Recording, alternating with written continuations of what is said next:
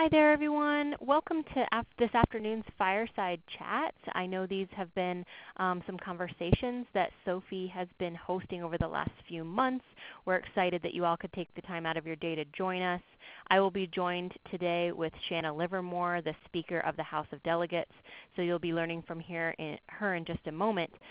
Before we get started, I did want to point out that those of you who have joined us online, you can certainly ask questions in the participant feedback checkbox that you'll see in the lower left corner of your web browser. So if you have that pulled up, feel free to use that and participate at any point throughout the conversation. We will be reserving a little bit of time for Q&A at the very end. And because it's Monday and sometimes you just need a little bit of enjoyment, I wanted to go ahead and showcase Shanna's beautiful cats so you can see them here on the slides presented for you. She will be sure to introduce them and tell you their beautiful names. But without further ado, I am your host. My name is Heather Flattery. I'm the Manager of Membership and Marketing here at the Society for Public Health Education. And today's presenter and speaker will be Shanna Livermore. She comes to us from the University of Southern California. And these are a couple of different ways that you can connect with her. You can find her on LinkedIn or also on Twitter with this handle that you'll see on the slide in front of you. If you want to screenshot that or check it out now, you can certainly follow along in the conversation by tagging at SOPHE Tweets to make sure that we are engaging with you and connect with us in that way as well. So thank you so much, Shanna, for joining us. And we're going to go ahead and get started. So Shanna, I just wanted to ask, I know that you play a very important role as part of the executive committee here with SOPHE, and can you tell us a little bit about how you got started, sort of briefly summarize your background maybe educationally and some of the work you did previously leading up to your current position at USC? Sure. So I've started in undergrad. I have a Bachelor of Science in Health Science, and I ended up in Health Science specifically because I grew up in Western Pennsylvania, and that, for those of you who know that area, is also called the Steel Belt, and it's called the Steel Belt because it's in its heyday was filled with steel mills. And that's where my father worked, and he worked at the steel mill from the time he was 16 until he was forced to retire when the steel mills started shutting down. And I was terrified that that would happen to me. And so I spent 2 years in undergrad undeclared because I was afraid to pick a field because I was afraid that I would go into something and then someday I would just not be able to do anything else.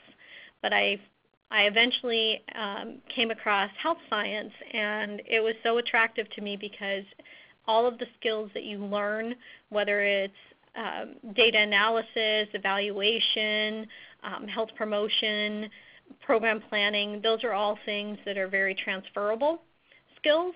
So if I decided to go into childhood lead poisoning and that came to an end, then I could easily shift into obesity or HIV or hepatitis. So it was very attractive in that sense.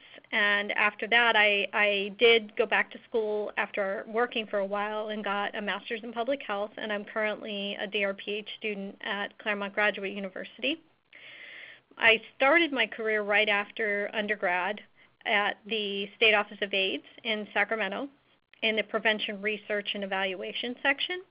And after I moved, after that, I think I was with the state for 8 years, and to continue to be able to move up, I had to go into a master's program. So I moved to Southern California for that, and I started working for the Center for Health Justice. And the Center for Health Justice is a small nonprofit group working directly across from the Men's Central Jail in Los Angeles. And of course, they focus on HIV in the incarcerated and post-incarcerated populations. From there, I was only there for a year working on a very specific study, and one of the co-PIs actually worked for USC, and so I was connected to USC through that, and now I took a management role about 6 years ago at USC, in the Keck School of Medicine, Department of Family Medicine, specifically in the Pacific AIDS Education and Training Center, and I'm now co-director of that. Excellent. And I know we've talked a little bit about some of the background of your research and evaluation and a couple of the different things that have really brought you to where you are within SOPHE, but I even think SOPHE itself has a larger I guess kind of need or reservation for wanting to make sure that we have a high credibility in the field. That's why we partner so closely with MCHES and do a lot of different work as in certification with health education specialists. Can I just ask, with some of your different educational tracks and maybe what brought you through with SOPHE, it seems like the education and the evaluation have been kind of a strong component of the backdrop of that education. Can you speak to that a little bit further, maybe why you think that SOPHE is a good collaboration because of those needs for you? Sure. So mostly my focus in my educational background in each of the degrees that I have pursued and am currently pursuing focused very heavily on health promotion and evaluation, as well as global health. And SOPHE is a perfect fit for me as a professional home, simply because that is the main focus, but it's not just that's what our organization stands for. It is very deeply embedded in all of the activities that SOPHE leads, whether that's the Advocacy Summit or the activities that the board participates in, or how we evaluate the conference, and the way that the staff approach their work. It is very collaborative, very self-reflective, very focused on maintaining high standards in our field and serving as exemplars, and making sure that SOPHE has a presence at the national level.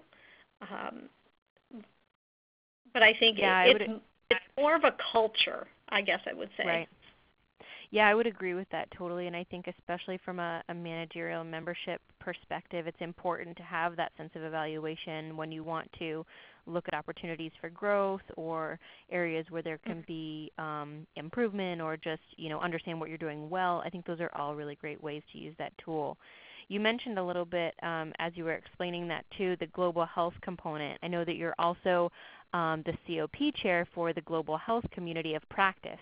Can you speak a little bit about maybe what the benefits of volunteering has done for you, or maybe some of the different elements that you've gotten out of your different levels of volunteerism, and maybe what you think are some other ways that people can consider volunteering if they're maybe new to SOPHE or interested in getting more involved? Yeah, I think that there are incredible benefits to volunteering, and I know some people cringe a little bit when they think, oh, volunteer, you don't get compensated, you don't get this, you don't get that, but in reality you really do. You are networking with a lot of people you never would have met, and those are people that are at a pretty high level, even people who have already retired from the field. I mean, they are excellent people to connect with. You gain leadership skills. You get to access from so many different people, especially in a community of practice like Global Health, who have had so many different experiences. You learn the lessons that they have learned. You can take all of the experiences that you are exposed to secondhand through interacting within a community just by being a volunteer leader, and immediately apply those in your own life and in your own work, which gets you so far ahead. when you learn from other people's mistakes. And serving in a leadership role within SOPHE, it is a large organization, but it's also small in the grand scheme of things, and that's a good thing. Right. Once you take on a leadership position, you're able to move from part of SOPHE to another part of SOPHE to another part of SOPHE, and each place that you volunteer, whether that's the ethics committee or the finance committee or the audit committee or program planning, you gain a new set of skills, you gain notoriety, you gain the ability to apply those skills immediately, and it is something that you can list on your resume or your CV that you've held all of these leadership roles. And it's a tremendous benefit to you emotionally and spiritually too, because you're giving back. Absolutely. So speaking of, you currently are the Speaker of the House for the House of Delegates. Maybe could you explain a little bit about that role, kind of what that means, and some of the skills that you felt like you had to develop or hone in a little bit more before stepping into that higher position of leadership? Sure.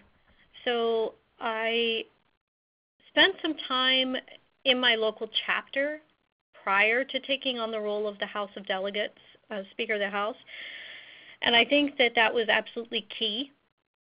It allowed me to, interact with people who are in the same field locally and give back because I was serving in a leadership role.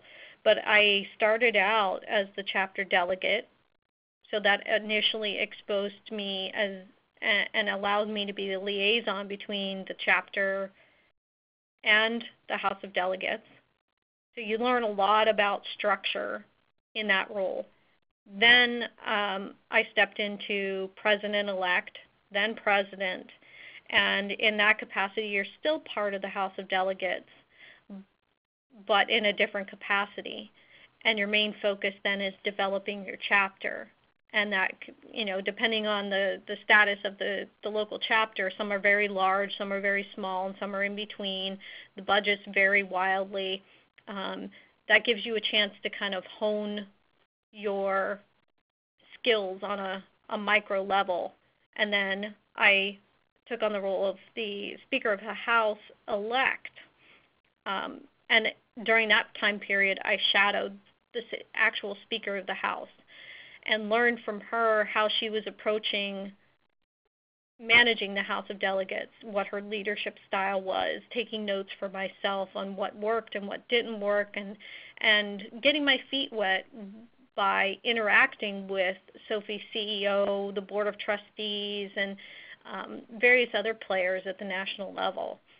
So it was nice to slowly walk into the water, I guess you could say, where you dip your toes in first and then eventually get further and further out there. And it made a huge difference. You weren't just sort of thrown to the wolves. So I was very fortunate to have that progression there. And I think that my professional experience gave me a lot of confidence as well to function as a leader in many different venues, whether that was on a committee or that was leading a chapter or leading the House of Delegates. And my education, of course, embedded within my MPH program and definitely within my DRPH are many classes on leadership and management. So it's kind of taking a ball of Play-Doh and mushing it into a nice round sphere to make all of those things congeal and pull out the skills that you need out of your toolbox at the right time. Right.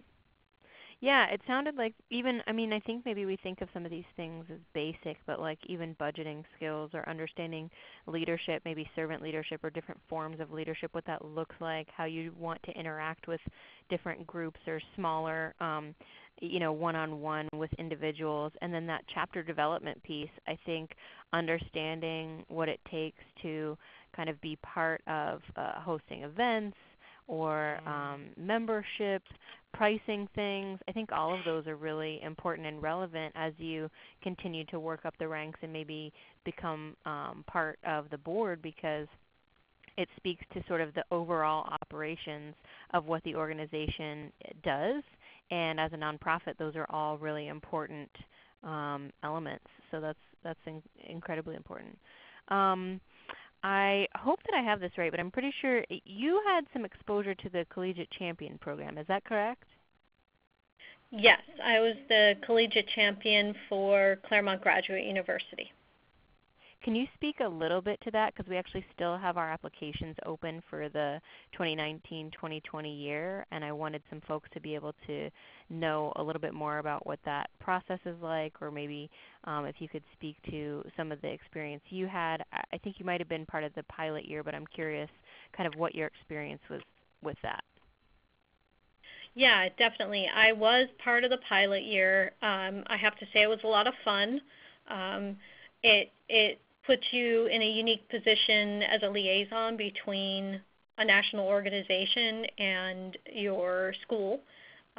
It certainly gets people's attention, and people are thrilled when you can bring resources and information to them.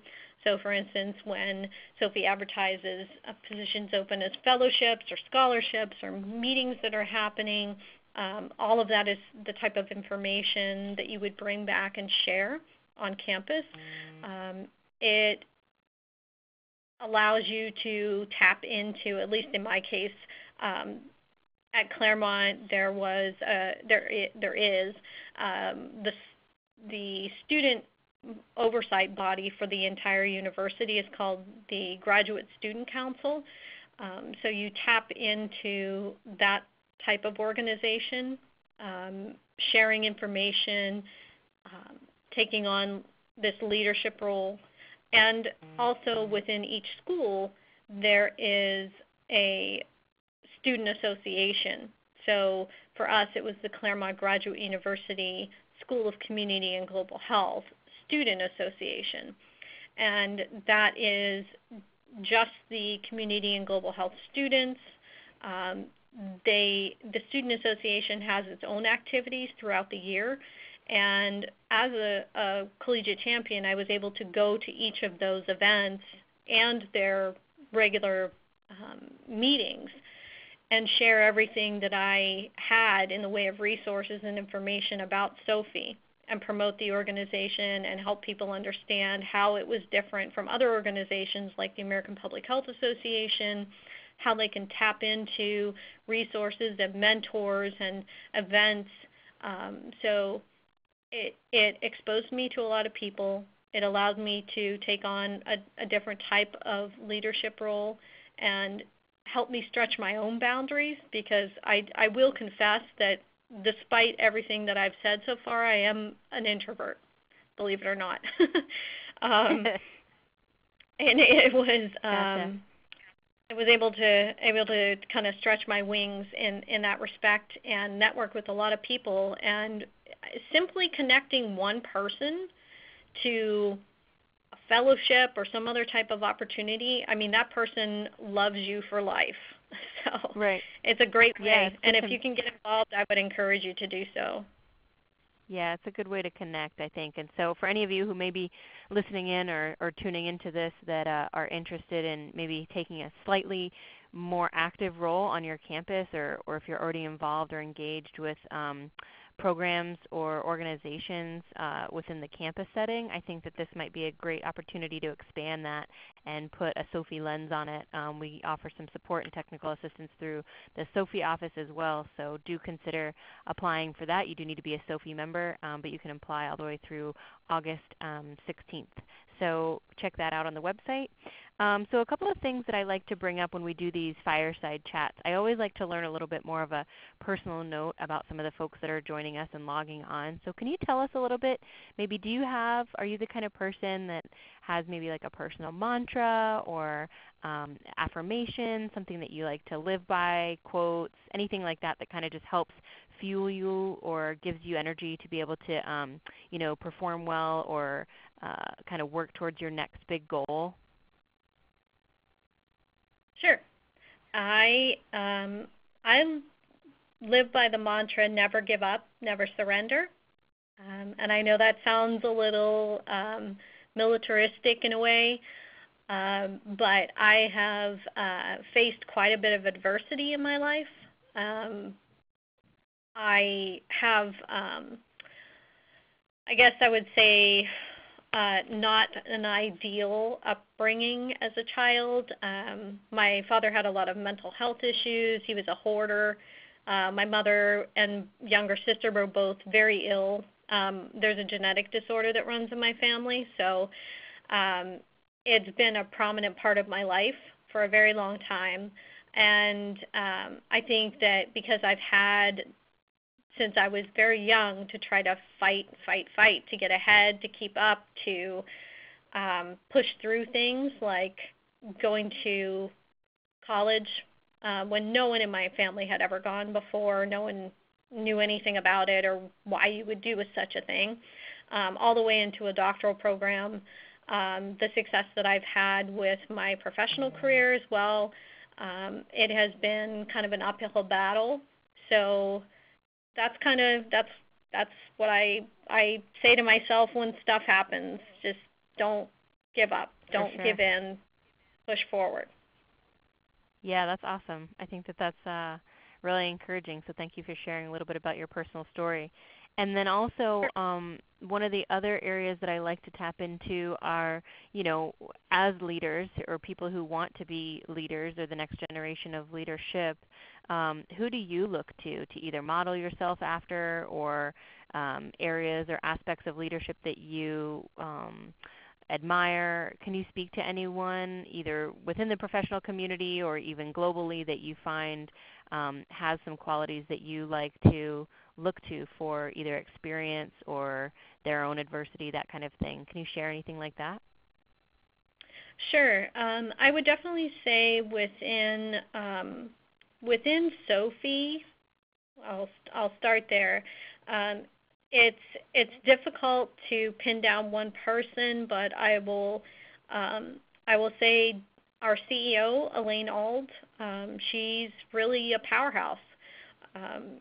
She has so many things that she has to take care of, so many responsibilities, but she continues to push ahead.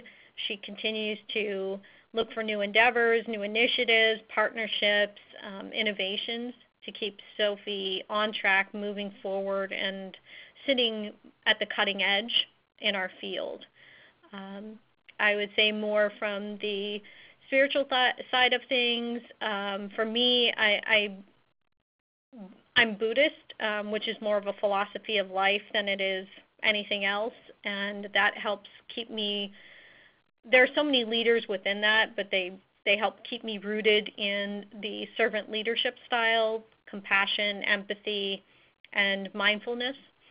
And at my own workplace at University of Southern California, my current boss, Dr. Jerry Gates, he has spent 30-plus years at USC, and he will be retiring in a year.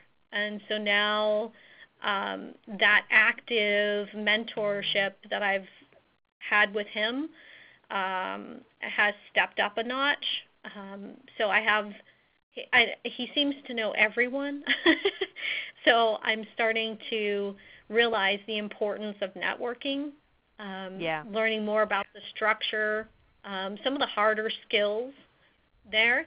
And then education-wise, in my current program at Claremont Graduate University, in the Doctorate in Public Health program, the Associate Dean, Dr. Darlene Peterson, she is an amazing administrator. So not only does she teach, and she has a very no-nonsense style that I admire greatly, but she also is an absolute bulldog when it comes to fighting for students, and that's something that I greatly admire as well. And I hope to step into a position like that at some point in the future. So those are kind of the different pieces of the puzzle for me. Well, that's awesome. It seems like you have a really good sort of support network of folks to lean into and learn from, and that's very valuable. I can totally resonate with wanting to sort of stand up for the student group and some of the other underdogs, if you will, because I think that that is an extremely valuable, not just skill, but also it's kind of a nuanced dance that sometimes as you progress in leadership or when you gain notoriety, it's a great thing to be able to do that so that you can build and bring people up with you as a part of a network rather than feeling like you're doing it solo. So I think that that's a really great point that you made there. So we're kind of at the end of our time. I really just want to thank you for taking time out of your day and joining us today, and the folks that logged on as participants.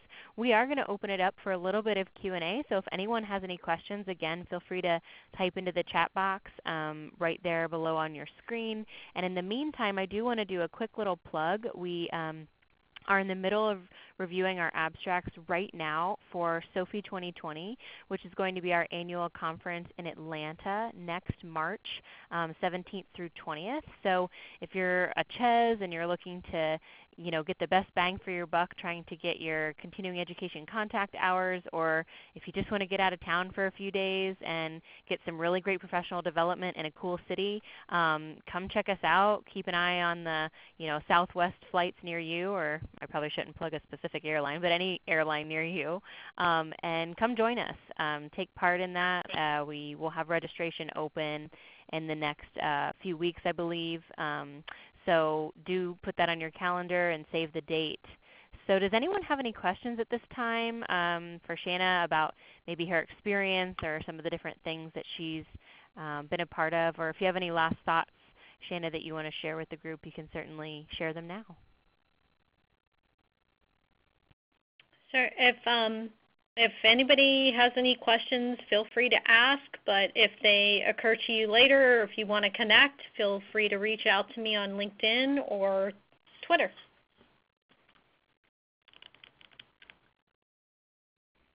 Perfect. So I appreciate that everyone's been making themselves so available. I went ahead and threw that slide back up there, so feel free to screenshot that to check out her Twitter handle or how to find her on LinkedIn. So thank you all for joining us on this evening. In my case, I'm on the East Coast, or afternoon, and we are excited to have you. Feel free to tune in to our next Fireside Chat, which will be with Dr. Cicely Hampton this upcoming Friday at 12:30 p.m. So thank you so much, and we're going to sign off from SOPHE.